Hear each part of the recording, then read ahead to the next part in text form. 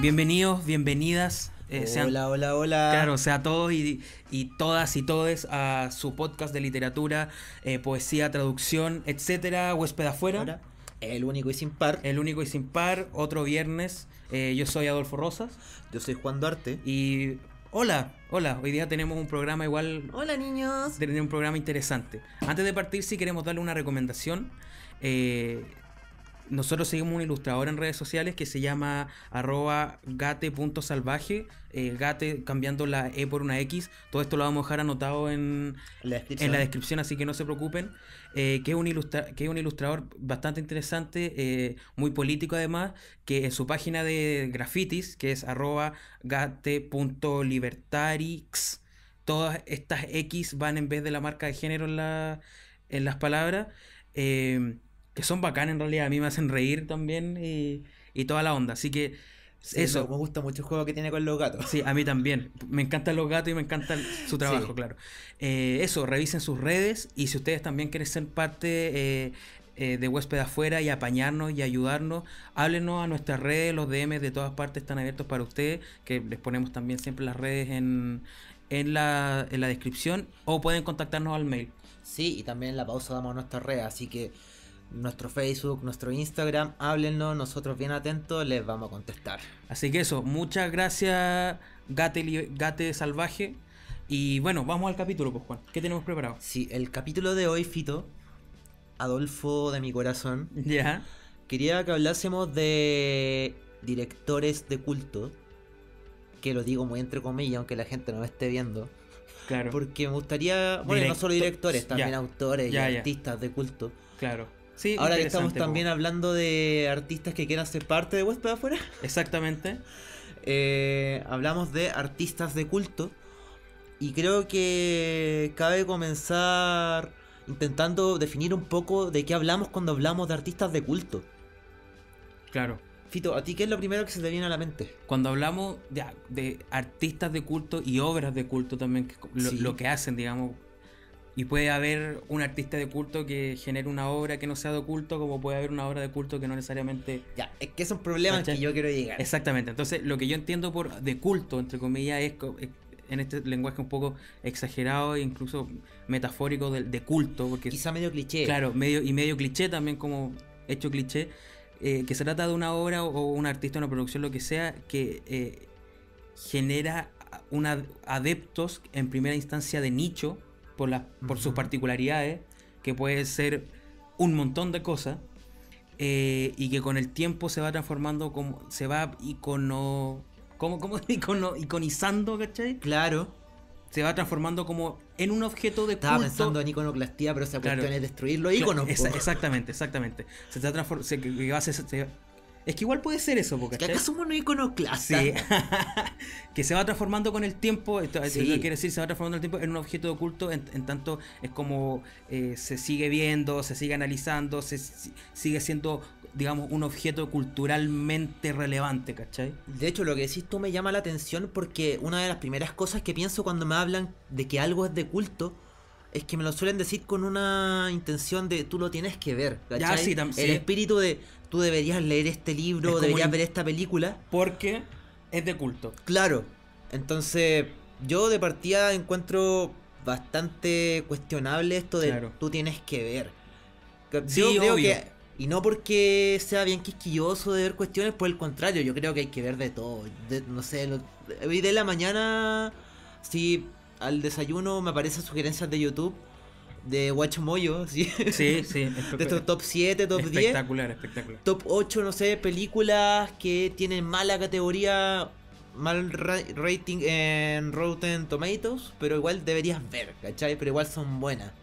Entonces yo creo que también en eso, en ese espíritu de que de repente uno en la basura, y por decir basura me refiero a lo que la gente suele categorizar como esas películas malas o libros malos, puede encontrarse joyitas, porque también hay un cambio constante. Muchas veces lo que en una época es como leído, o incluso en lo que en su momento es bestseller, como el Quijote, pues. Claro. No, pero lo que en su momento es bestseller puede que después no lo sea, o lo que no lo es en su momento puede que después sí destaque. Mira, yo te había dicho el otro capítulo que a mí no me gusta mucho Bukowski, pero rescato que en un texto suyo hablaba también de eso, pues de...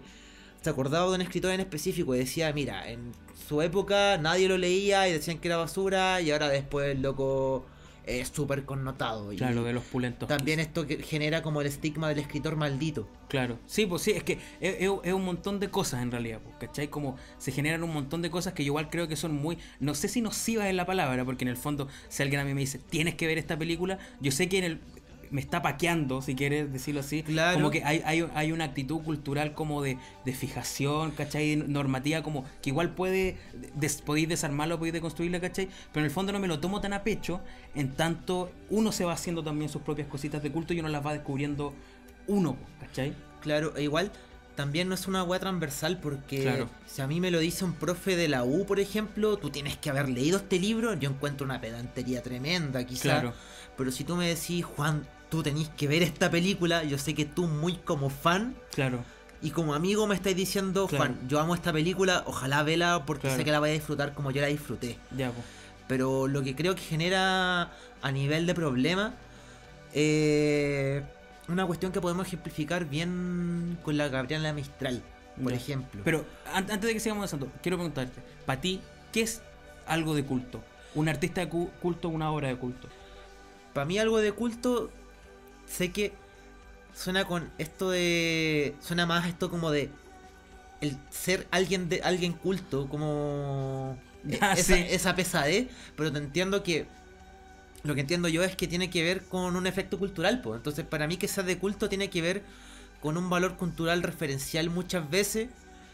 Que es como... Mira, si tú quieres entender bien ciertos fenómenos culturales, Ya. no sé, pues, si tú quieres entender bien el cine de terror, tienes que ver, no sé, muy al aire, Viernes 13 porque es una película de culto. Claro, ya. Eso me genera a mí, como tienes que verlo para entender mejor otros fenómenos culturales, otros movimientos culturales. Claro. Lo que yo te decía es que lo puedo ejemplificar bien con Gabriela Mistral, porque algo que pasa bastante en Chile y también algo que se ha hablado bastante en círculos literarios, que a la Gabriela Mistral se le lee súper mal, lo habíamos dicho en otro capítulo, se le Claro. lee súper mal en Chile, porque llegó a ser canonizada, y eso es uno de los efectos del hablar de que algo es de culto, la canonización, que... Pero es que también me cabe esa duda, porque yo entiendo también lo de culto como algo de culto en su principio fue de nicho. Sí, sí. ¿Me entendís? ¿Cachai? Como, Es que también me hace problema eso con la definición que te di, porque Claro. también soy consciente de lo que estás diciendo tú. claro, entonces como está en esta, es que no sé, en este momento algo muy de nicho que se transformó en algo de culto. No sé, la primera masacre en Texas, que es la de 1974, Ya. O, ¿cachai? mira, Si no me equivoco. ya que tiraste fecha, 1984, por el libro de Orwell. Claro, Que pasó a ser como el libro de nicho, como por excelencia de los intelectuales. ya. Y ahora todo el mundo, hasta el cliché de, oye, tenéis que leer 1984. Pero es que al mismo tiempo algo de culto tampoco es necesariamente algo cliché, po, ¿cachai? No, pues, pero se vuelve cliché esa recomendación, me Claro, refiero. es que se vuelve un cliché como de sí mismo, ¿cachai? Sí. O un cliché para la gente más, un poco más snob, ¿cachai? Pero ponte tú, Tarantino. Ujú. No sé si quiero hablar de Woody Allen porque es un viejo culiado en realidad. Ya, pero Tarantino, bueno, Tarantino también. Puta la wea, ya. Tarantino, ya. Sí, Tarantino es un ejemplo como de autor de culto, ¿cachai? Sus películas, ¿cachai? Y como que toda su onda es muy circundante en sí misma, ¿cachai? Como va a salir una película de Tarantino, va a ser violenta, ¿cachai? Como que hay un ethos de Tarantino, po, Ujú. ¿me entendí o no? Pero es Que partió siendo de nicho. de nicho y Sí, se po. transformó de culto, po, weón. Es que por eso, por ejemplo, en Tarantino, el hecho de que fuese de nicho era porque, por ejemplo, el tipo toma referencia de cine que no se veía, ¿cachai? Claro, Que no era sí, muy sí, popular. sí, sí. Pero ahora, por ejemplo, Tarantino se volvió tan popular que mucha gente rastrea la referencia o incluso sin rastrear la referencia se pone de moda la estética, ¿cachai? Sí, sí, te Por entiendo. ejemplo, Kill Bill tiene todo un campo referencial. Sí, po. Pero incluso sin entender ese campo referencial, a ti puede gustarte la estética Kill Bill, o tú como seguidor de Tarantino, si produce algo culturalmente, no sé, si escribe un cuento siquiera, puedes tomar parte de esa referencia a Tarantino, po, Claro. en Kill Bill. Claro. Que es como una meta referencia. referencia. Bueno, pero Y te decía que puede llegar a otro nivel, por ejemplo, con la canonización, porque ya es el sí, no leer. ya. Y que me sirve Gabriela Mistral y 1984 para explicar esto. Porque la otra vez leí una nota así tipo BuzzFeed, Ya. como de 20 libros que la gente siempre dice que ha leído, pero nunca leyó. Ya. Y adivina cuál estaba en el número 1. No sé, weón, se me ocurren demasiado. 1984. Ya. Yo creo que sí, es el libro más citado sin ser leído hoy en día. Porque, pucha, tiene conceptos muy aplicables como a la contingencia política. Desde el crimen tal hasta muchos niveles de censura que se ven. El gran hermano. Claro, Ya. todo eso. Pero también yo te entiendo perfectamente si tú me decís que uno de los libros que la gente más cita sin haber leído, porque se trabaja solo sobre el concepto. Claro. Son conceptos que podéis tomar fácilmente sin seguir de plano la trama del libro, ¿cachai? Claro. Y a lo que voy también con lo de Gabriela Mistral es parecido.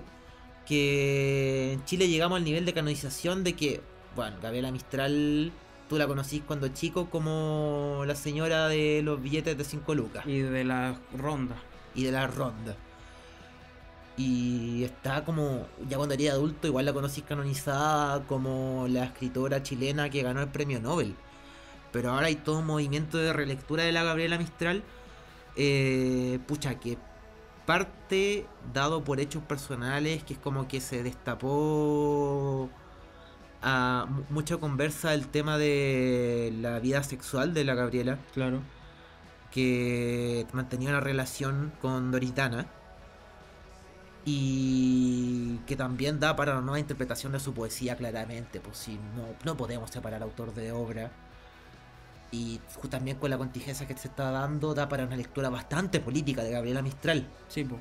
Entonces ahora pasó a ser el ejemplo de cómo los autores y las autoras se pueden leer muy mal cuando las canonizáis porque sí, ¿cachai? Claro. Me acuerdo, creo que a la Marta Brunet le habían dicho que era como buena escritora porque escribía como hombre. Claro. Y creo haber escuchado en un seminario, una jornada, que comentaban que tenía así unos textos muy específicos en que se dejaba ver que había como una intencionalidad de ella misma por camuflar su escritura, ¿cachai? En el fondo, mira, me siento mal porque no puedo darte la referencia crítica específica, Ya. pero que hay como una hipótesis de la Brunet escribiendo intencionalmente como hombre, porque así es como se le va a tomar en cuenta. Ya. Y que es una lectura a la que no te podía abrir si mantenías la canonización tan rígida. Claro. Entonces ese es el error, yo creo, de culto. Que también sacaste de Tarantino.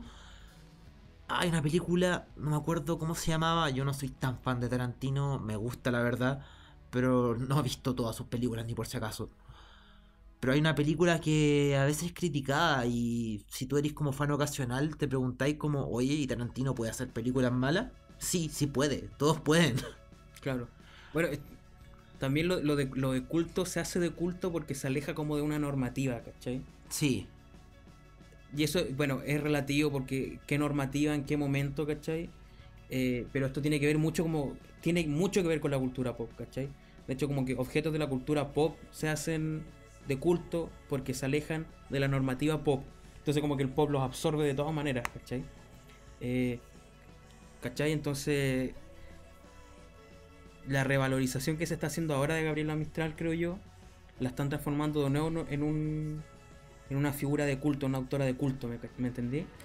Porque en el sentido de que al politizar la sexualidad de Gabriela Mistral, se está haciendo un gesto que escapa de cómo se normalizó ella, cómo se la fijó.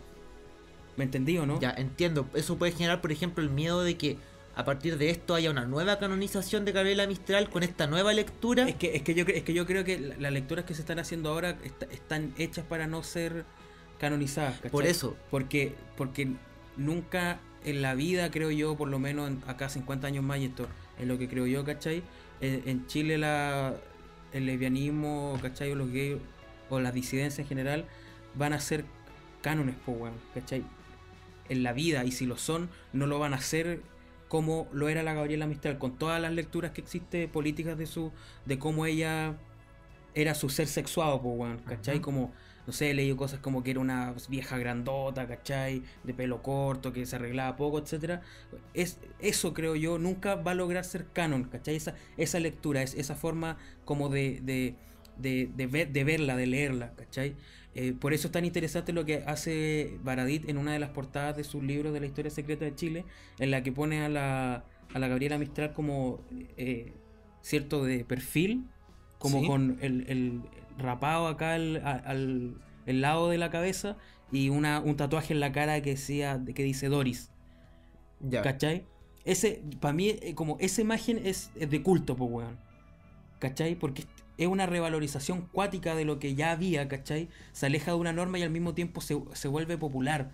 De una manera no canónica, usando tus palabras, ¿me entendí? Como hay una forma de verla que la hace de culto, es como una weá nueva, ¿cachai? Es que eso también ya implica, por ejemplo, un movimiento de imaginario popular, po. Como de quizás contrapuesto a lo canónico. Es que no sé si. Pero No sé- también hay un juego bastante raro entre imaginario popular y canon, porque piensa que, por ejemplo, hasta hace poco ese canon influía en el imaginario popular que era Gabriela Mistral, po. es que tampoco. Es que el canon también es como una weá como muy cuadrada, pues, weón, ¿cachai? Y el canon se fija y lo fija quién. ¿Cachai? Y si el canon se lee dónde, ¿cachai? Como, yo diría que lo canónico siempre tiene que ver con las instituciones, pues, bueno, ¿cachai? Sí, sí, Pero, podríamos decir que, por ejemplo, no sé, el canon impartido por estudios universitarios respecto de literatura claro, es muy chico como para ser canon, pero piensa que esos mismos estudios son los que van a regir después la educación a es, nivel ministerio, po. ya, exactamente. Entonces Entonces, va a haber generaciones que van a crecer con esa exactamente. visión. Pero, y sin embargo, esa visión eh, poco tiene que ver con lo viva que es la cultura popular, Claro, ¿cachai? Porque si lo canónico, si lo que emana de las instituciones, ¿cachai? Permeara todo al 100%, ¿cachai? No existiría ningún tipo de disidencia en ningún aspecto, ¿me entendí? Y lo hay, po, weón, ¿cachai? Como, por eso también es interesante lo de culto, porque es una esfera distinta al Estado, por ejemplo. El ujú. Estado nunca va a generar algo de culto, ¿cachai? O digamos, una institución o un ente regidor, ¿cachai? Nunca va a generar algo de culto. Pero lo de culto se genera en una cultura popular, ¿cachai? En un mercado de ideas, si se quiere. Ese es como el contexto. Porque lo de culto partió como películas gringas, ¿cachai? Sí, Que eran slasher, o eran muy raras, o eran bizarras, ¿cachai? O eran muy sordias, que captaban como un espíritu siempre disidente, o no, pero una estética muy cuática, ¿cachai? Gringa, pues, weón, ¿cachai? Como de subcultura gringa. Hablando, no sé, Bukowski, ¿cachai? Por ejemplo. O todos estos weones, ¿cachai? De los 70, weón, o 80 que odiaban a Reagan, qué sé yo, el John Waters, ¿cachai? Toda esta onda. Y en esa esfera, ¿cachai? Del libre mercado de ideas, se genera también como una corriente, que es la que manda, digamos, que es lo que vende, que es, podríamos decirlo, como el establishment cultural, si se quiere, o del mercado cultural. ¿Cachai? Que en su momento fue hasta Lady Gaga, pues Lady Gaga es de culto, podéis decir tú, ¿cachai? claro. Pero en su momento Lady Gaga se volvió estandarte también, pues weón, ¿cachai? Y si queríais sonar, teníais que sonar un poco como Lady Gaga, teníais que tener un poco la estética de Lady Gaga y la weá, usando tus palabras y tu concepto que también me interesa, se canonizó, pues weón, ¿cachai? Entonces esa ruptura se produce popularmente siempre, pues weón, ¿cachai? Pero, mira, yo lo planteo, por ejemplo. Estoy muy de acuerdo con lo que acabáis de decir, weón. Escuchándolo atentamente, estoy muy de acuerdo.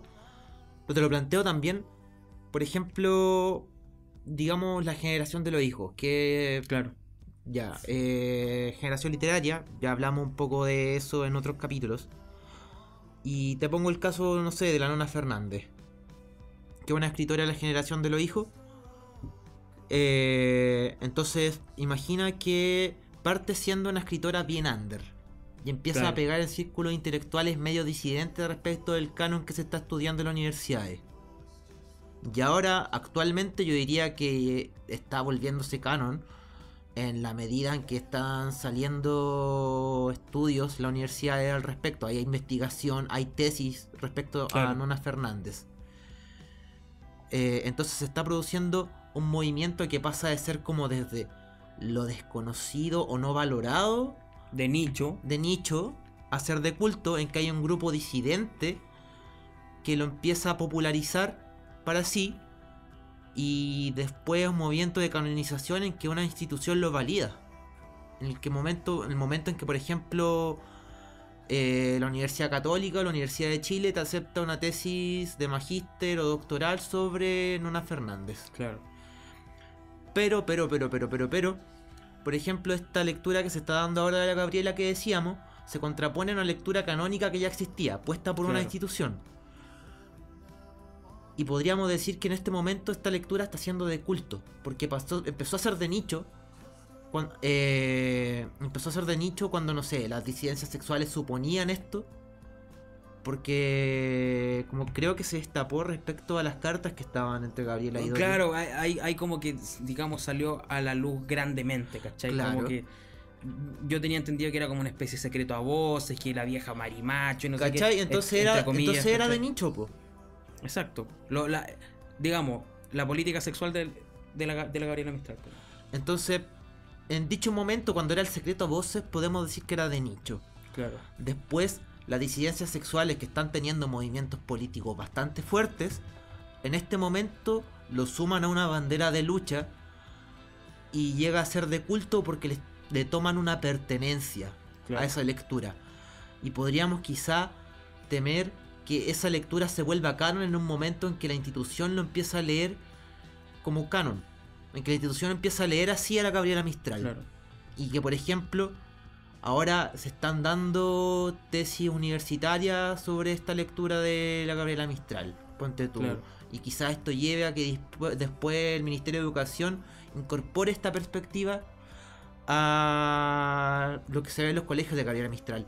Pero yo quiero tener la fe, ya como para ir cerrando un poco este tema, quiero tener la fe de que como esta lectura nace de un contracanon, oponiéndose a un canon que ya existía, van a tener cuidado de no volverse tóxicamente canon, de que si quizás se vuelve canon va a ser para bien, quiero creer yo. Sí, po. Ojalá, po. Esa es como... Es que eso queremos todos siempre con ese tipo de cosas. Sí, ¿cachai? por lo menos yo en la fe que le quiero tener a esta generación respecto al análisis que se están dando, a las conversaciones y debates que se están teniendo. Ya, perfecto. Bueno, sí, estoy de acuerdo. ¿te parece si nos vamos a una pausita? Ya, pues perfecto. Ya. Bacán. Nos escuchamos a la vuelta. Síguenos en nuestras redes sociales. Búscanos en Twitter como @Senoiblog, en Instagram como @Senoitraducción y en Facebook como Senoy. Para nuestros otros capítulos, búscanos en Spotify como Huésped Afuera y en YouTube como Senoy Traducción. Y no te olvides de revisar nuestras traducciones en nuestro blog. Hola, estamos de vuelta. ¿Descansaste, Fito? Sí, bien descansadito. Ya. En este bloque les tenemos una sorpresa. Bueno, una sorpresa No, si sí, siguen nuestras redes. Sí, si sigue nuestras redes no es sorpresa. @Senoiblog. Sí. @Senoy Traducción, perdón. ¿Ya? Si siguen nuestras redes, como decíamos, habrán visto que esta semana estuvimos pidiendo sugerencias. Claro, temas que a ustedes se les ocurrieran para que nosotros pudiéramos hablarlos acá en Huésped Afuera. Sí, ahí les pusimos en una historia y en una publicación del Facebook que nos mandaran sus sugerencias de temas que quieren que conversemos, las sugerencias de libros, películas, lo que sea que quieren que comentemos. Y también si querían mandarnos alguna pregunta, si el Fito está soltero, lamentablemente les digo que no. Llevamos 2 años. No. Bueno, entonces este bloque queremos empezar esta dinámica. Queremos leer bueno, en el fondo vamos a leer sus recomendaciones, ver qué tenemos que decir de cada una, porque tenemos distintas cosas que decir, y desarrollarlas. Si se puede, digamos. Sí, no somos todopoderosos. Exactamente. Bueno, a mí me sorprende que hubo bastante interacción. Sí, a mí también. Tenemos un público bastante lindo por lo que vemos. Por inbox, en la historia, en toda la onda. Ya, ¿por dónde partimos, Juan? Ya, te tinca partir con lo de la masacre de Texas. Dale, po. ¿Quién hizo la recomendación? Hizo mensaje. Esto nos lo manda Sebastián Cornejo, un muy querido amigo mío. Arroba. No fue por Instagram, fue por Facebook. Ah, ya, dale. Y nos pide que hablemos de la masacre de Texas, que tú me habías dicho la otra vez que no la habíais visto. He visto algunas, pero una vez vi una donde el weón era como medio CGI, como lo tengo muy vago en mi cabeza, ¿cachai? Debe ser de la última. Sí, obviamente, pues weón. Y nos pide que hablemos de la masacre de Texas. The Chainsaw Massacre, creo que se llama. Sí, Chainsaw Massacre. Y que hablemos de una cosa que él cree que sean las películas de terror. Lee el mensaje, po. Sí. Que Sebastián Cornejo nos dice que los personajes de las películas slasher, slasher este género de películas de terror con un asesino que persigue a un grupo,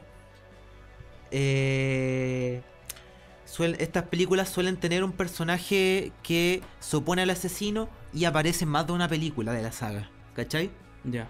Yo le encontré bastante razón, como que me dijo esta cuestión, aparte es como amigo, después me lo comentó un poco la sugerencia y loco, tiene toda su hipótesis. Saludos para el Seba, un abrazo grande. Y claro, un fenómeno que no se da poco en las películas de terror. Mira, en contexto de la masacre de Texas, es una saga, no sé cuántas películas tendrá ya, pero creo que se hizo bastante larguita.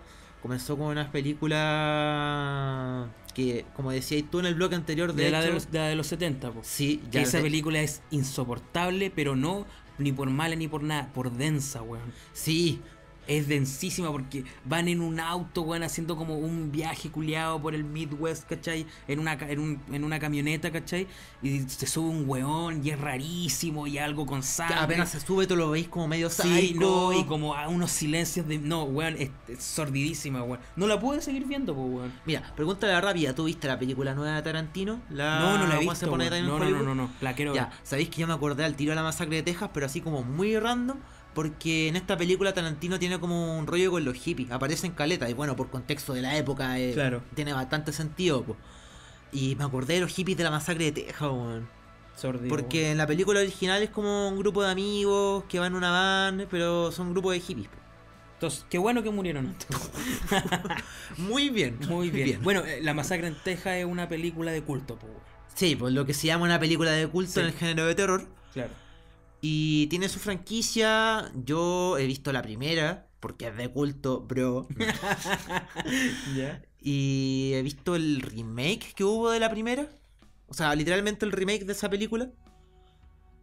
Y una precuela que hicieron dentro de las nuevas.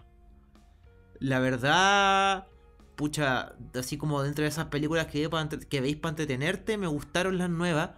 Y la película original yo entiendo por qué es de culto. Y lo que sucede en esta película es que está este asesino involucrado con una familia, que es la familia Sawyer. Entonces eso es lo que está constantemente apareciendo en toda la saga. Hay un personaje que aparece constantemente.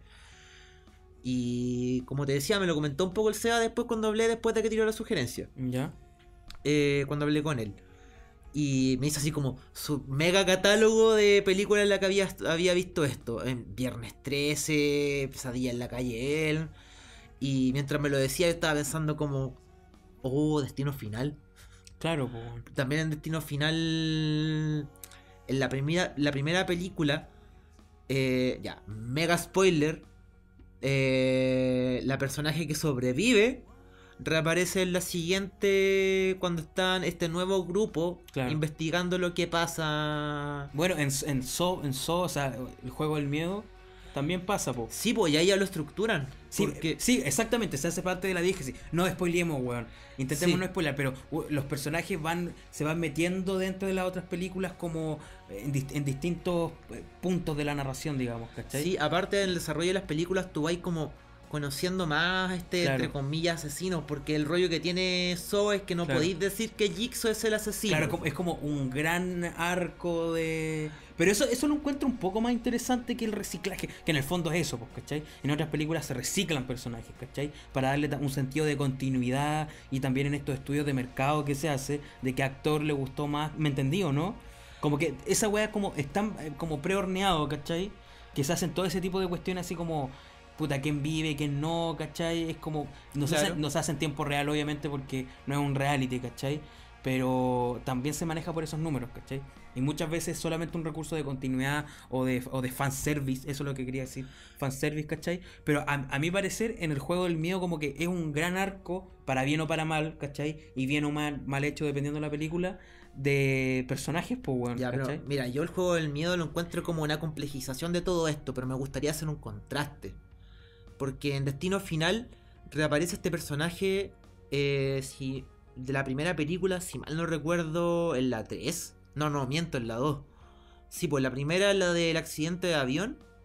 Y la segunda es la de la carretera. Porque todas tienen como temática de que ocurra un accidente. Sí, pues, y que la muerte los alguien sigue. tiene una premonición, Sí. salva a un grupo de personas y la muerte del asesino que empieza a seguirlo. Claro. Sí, en la segunda, en esta película del accidente en carretera, en que en un momento el grupo de supervivientes recurre a la sobreviviente de la primera película. Ya. Yo eso lo encontré como muy fanservice. O la verdad, en un punto medio entre Claro. fanservice y lo que te decís tú, marketing. Como de coherencia estructural. Que igual termina siendo fanservice a la larga. Pero por contraste, en esta película Halloween, yo encuentro que el rollo está loca la que están persiguiendo, que es como que la persigue la desgracia, así como Paquita la del o sea, Claro. María la del barrio que la persigue la desgracia. Tiene un sentido estructural mucho mayor, po. Y ya lo que decís tú del juego del miedo, ya una complejización tremenda de todo esto. Sí, pues. Da para harto este tema en realidad, pues, weón. Sí, Como podríamos incluso hasta dedicarle un capítulo, pero por ahora estamos revisando las sugerencias, pues. sí, ¿Te tinca si pasamos a otra sugerencia? sí. ¿Te tinca la de poesía y anime? Ya. Esta pregunta la hicieron en las historias por @el_ql_indecente. Indecente. El culiado indecente, me imagino. No es por insultar a nadie. Que nos puso anime, o sea, poesía y anime, una risa. Y cabros, sigan así, me encanta su podcast. Vale, hermano, muchas gracias, Juan. Un abrazo. Gracias por el apoyo. Y sí, po, ¿qué tienes que decir, Juan? Sé que tienes mucho que decir acerca de poesía y anime. Mira, yo he cachado que la otra vez estaba leyendo un manga que... O sea, no estaba leyendo un manga, vi una imagen de un manga. Ya, un pantallazo de un manga. Sí, sorry, tengo ya la muletilla de decir estaba leyendo un manga. Claro. Vi un pantallazo de un manga que era un personaje así como diciéndole algo a una foto de Baudelaire. Baudelaire, Vaca. poeta francés. Claro. Vaca-chan. Y yo pensé que era como que era como talla, ¿sí? Y me puse a ver los comentarios y no, pues es un manga de verdad. Nítido. Ah, pues claro, pues, claro. Si hay, igual hay referencias, ponte tú, creo que en Monster, ¿cachai? Sí, Igual hay cacho en referencias. anime. Igual hay referencias como a escritores más clásicos, ¿cachai? Sí. Y No son mundos ajenos, eso es lo que queremos decir también. claro, también en Psycho Pass, la primera temporada al menos, el villano es como, sí, como prototipo de villano intelectual Claro. humanista. Porque tenéis como el intelectual Ingeniero, claro, que claro. sería como Jigsaw. Por otro lado, el intelectual humanista, que ya sería, no sé, pues también Hannibal Lecter. Y en este anime el intelectual es bien humanista y pasa citando bastante obra interesante. Podríais verle incluso un rollo como de V de Vendetta en ese sentido. Claro, sí. Pero pasa haciendo esa referencia. Ya esto es como marco general. Pero yo quería puntualizar dos cosas. Fenómenos quizá. Ya. No sé, averígualo en el próximo capítulo. No, dos fenómenos más o menos. Uno que he visto en redes sociales que toman bastante este aesthetic del Ya. manga. Aesthetic, ¿ya? Aesthetic. ¿Ya? Del manga.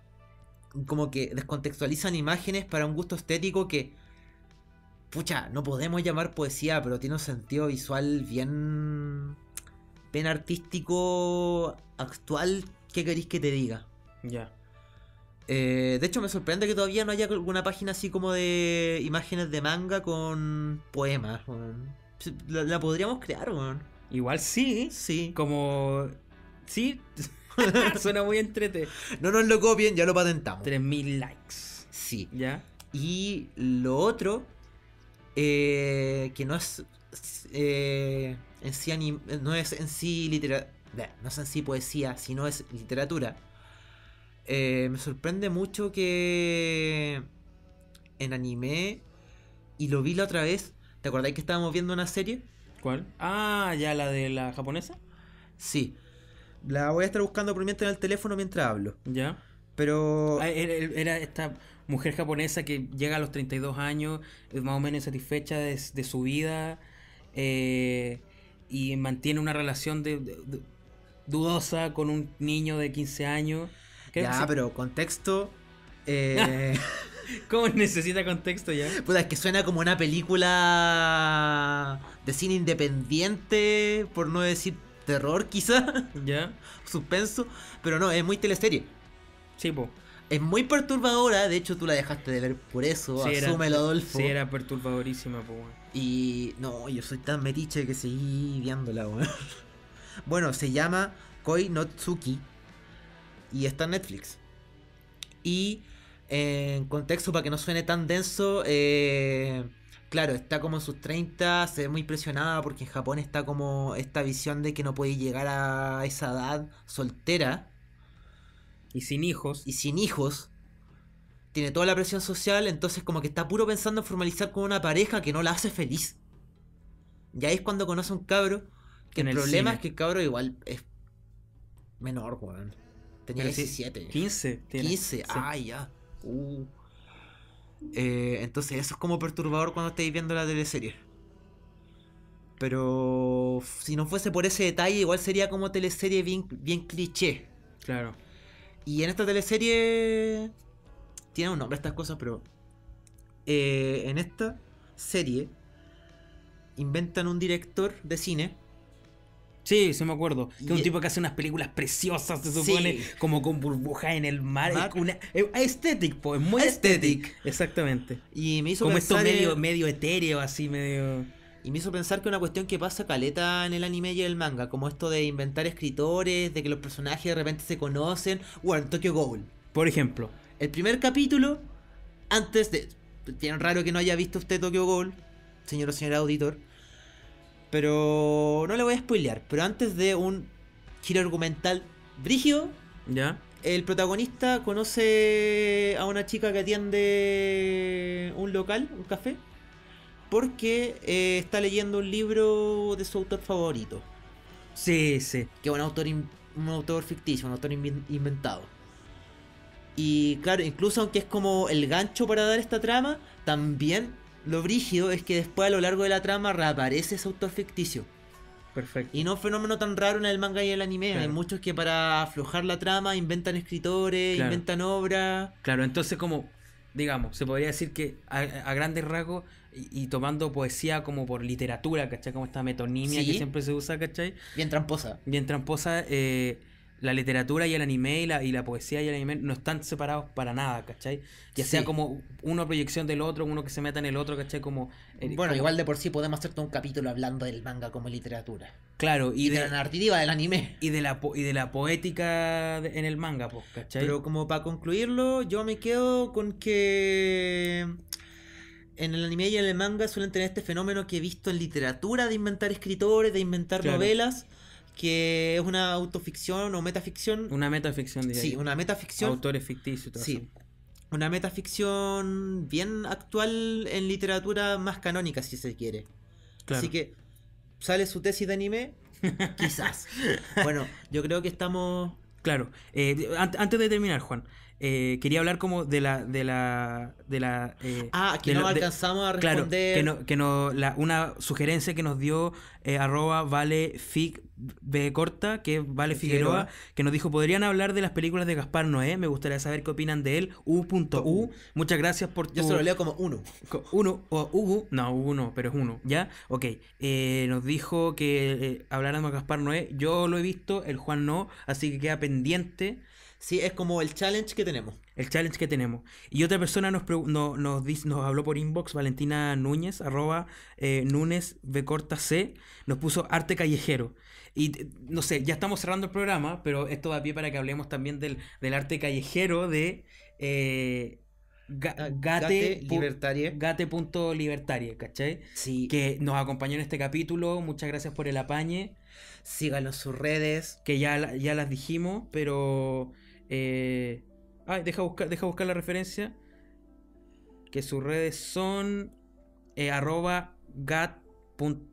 @gatx.salvaje en Insta y gatx.libertari X, también en Instagram, que eso es para el arte callejero que tiene Sí, esto, la primera es de sus ilustraciones, y la segunda de su arte callejero. Su arte callejero, son unos tags, unos grafites bien interesantes que hace, como dijimos. Sí, varias gente que nos sigue nos mandó sugerencias, gente que es como un fandom que no conocemos, que nos causa mucha ilusión, Claro. le mandamos mucho cariño. Sí, muchas gracias, muchas gracias. Y también gente que conocemos que nos sigue, hemos estado machacando mucho. Sí, Nos han mandado sugerencias y estos que no digamos hoy, Claro. las dejaremos para los próximos para capítulos. los próximos capítulos. Y también vamos a abrir de nuevo una ventana para que Sí. puedan seguir mandando sugerencias. Bueno, eso, muchas gracias a los que Participen, no tengan miedo. participen, no tengan miedo. Acá siempre discutimos las cosas como, obviamente con respeto, pero interesándonos en lo que hablan, porque Ahora, son si no cosas nos muy gustan, los vamos a banear. Entonces eso, muchas gracias a los que nos mandan sugerencias, los que nos mandan apoyo, saludos, y muchas gracias sobre todo a Gate Salvaje, que nos Acompaña. claro, que nos acompaña en este capítulo. Y si ustedes quieren acompañarnos, háblenos en nuestras redes sociales o mándenos un mail. Eso, gente, muchas gracias. Este fue un capítulo de Huésped Afuera. Y Yo soy nos Adolfo vemos- Rosas. Yo soy Juan Duarte y nos vemos en el próximo capítulo. Nos escuchamos a la próxima. Chao, chao, chao, chao.